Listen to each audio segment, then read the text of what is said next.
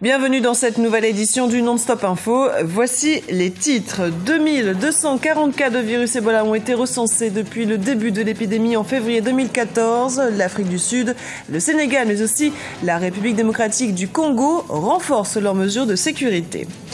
Enseignants en grève de la faim devant la cathédrale Sainte-Marie au Gabon, les professeurs protestent contre le non-paiement de leur salaire et de leurs primes. Et puis, retour sur les événements du 21 août 1986 au Cameroun. Cette nuit-là, une explosion de gaz mortel au lac Nyos fait plus d'1 millier de victimes. Rencontre avec des rescapés qui nous livrent leur histoire en fin de journal. Mais avant de développer ces titres, l'insurrection islamiste gagne du terrain au Nigeria. Après les localités de Damboa et Gwoza dans l'état de Borno, c'est à présent Buniwadi dans l'état voisin de Yobe qui est tombé dans l'escarcelle de Boko Haram. Toutes les autorités militaires et administratives ont déserté la ville, mais selon des humanitaires, cela faisait déjà plusieurs semaines que Boko Haram faisait la loi dans cette ville située dans le nord-est nigérian. La lutte contre Ebola s'intensifie sur le continent africain. L'Afrique du Sud va fermer ses frontières à 3 pays considérés à haut risque, à savoir la Guinée, le Libéria et la Sierra Leone. Le Sénégal annonce la fermeture de ses frontières avec la Guinée. La République démocratique du Congo a de son côté réactivé son plan national de contingence pour empêcher l'introduction du virus dans le pays. On écoute à ce sujet Charles Bambara, porte-parole de la MONUSCO. Face à l'ampleur de la maladie à virus Ebola en Afrique de l'Ouest, avec près de 2240 cas confirmés, suspects ou probables, la RDC a renforcé des mesures préventives et a réactivé son plan national de contingence. Celui-ci se chiffre à 2,3 millions de dollars américains selon le ministère de la Santé publique. L'objectif est d'empêcher l'introduction de cette maladie grave en RDC à partir des foyers épidémiques su-mentionnés. Au Mali, Jean Bosco Kazoura, commandant de la force de la MINUSMA, a remis à titre posthume la médaille des Nations Unies aux 2 casques bleus burkinabés décédés au champ d'honneur samedi 18 août 2014. Ces 2 soldats de la paix ont perdu la vie lors d'une attaque suicide près de Ber dans la région de Tombouctou. Leurs camarades, leurs frères d'armes et le personnel de la MINUSMA se sont réunis pour leur rendre un ultime hommage au siège de la mission ce jeudi à Bamako. Au Gabon, le corps enseignant se rassemble devant la cathédrale Sainte-Marie de Libreville. Mais ce n'est pas pour prier, c'est pour jeûner. Les professeurs dénoncent le non-paiement de leur salaire et de leur bourse. Le point sur la situation dans ce reportage réalisé par notre correspondant Douglas Toutoum, commentaire Camille Thomas. Recrudescence de manifestations, multiplication de grèves de la faim. Depuis 2010 au Gabon, les mouvements sociaux n'en finissent plus.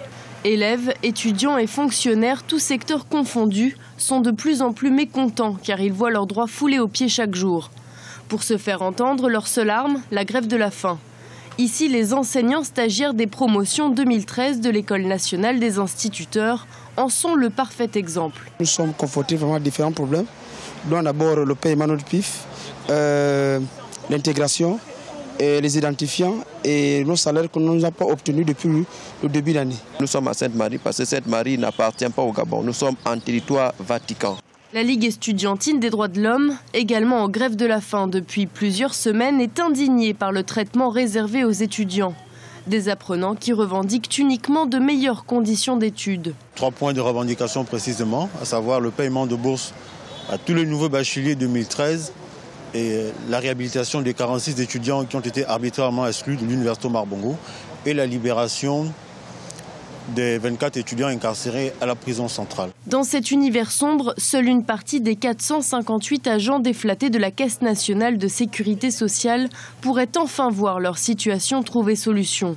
Victimes d'un plan de licenciement et de départ précipité à la retraite, les agents de la CNSSS sont en grève de la faim devant la cathédrale Sainte-Marie depuis le 7 avril 2014. En ce moment, les choses vont bon train et le secrétaire général de la présidence a déjà pris le flambeau. Nous espérons que d'ici là, ce serait la fin. Outre les cas cités, de nombreux autres Gabonais vivent le martyre et le parvis de la cathédrale Sainte-Marie est devenu le lieu par excellence de plaintes sans craindre d'être molestés.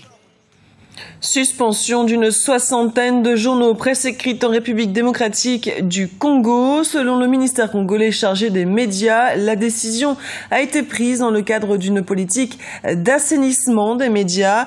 Parmi les organes de presse ciblés figurent des médias connus à Kinshasa, dont Géopolis, RD Congo News et l'agence de presse associée. Ces journaux sont accusés de publication illégale car ils ne possèdent pas de titre les autorisant à exercer sur le territoire national. On se souvient encore du 21 août 1986 au Cameroun. Cette nuit-là, 1700 personnes décèdent asphyxiées par un gaz mortel sorti des profondeurs du lac Nyos dans le nord-ouest du pays.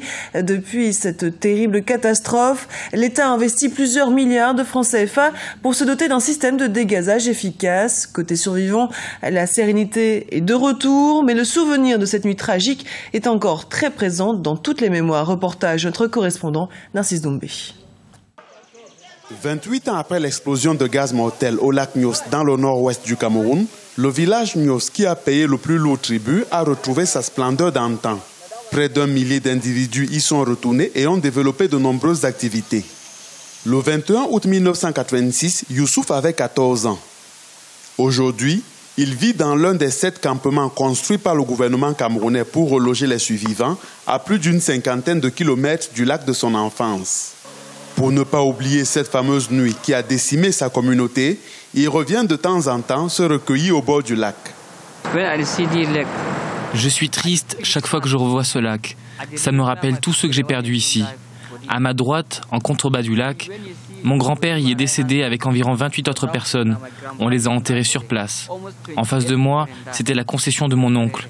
32 personnes y sont mortes à la fois. Je suis très triste à chacune de mes visites ici. D'autres survivants n'ont jamais quitté le lac Nyos et ont accompagné les diverses missions scientifiques camerounaises et étrangères. C'est le cas d'Ephraïm, qui entretient aujourd'hui le site au quotidien. Pour éviter d'autres catastrophes et pour rassurer les populations, 3 colonnes coûtant chacune plus de 500 millions de francs CFA ont été installées sur le lac. Elles permettent d'évacuer le gaz mortel, estimé à plus de 300 millions de mètres cubes au départ. À présent, je me sens plus en sécurité parce que le gouvernement a envoyé des scientifiques travailler dans le lac pour le vider de son contenu mortel.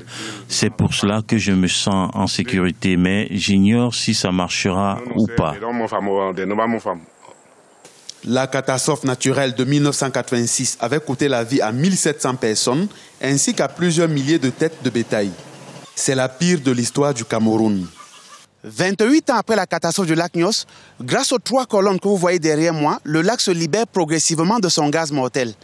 Et d'ici 3 ans, le lac ne représentera plus aucun danger pour l'homme. Ce journal a été préparé par l'ensemble de la rédaction. Merci pour votre fidélité. Dans un instant, une nouvelle édition du Non-Stop Info sur Africa 24.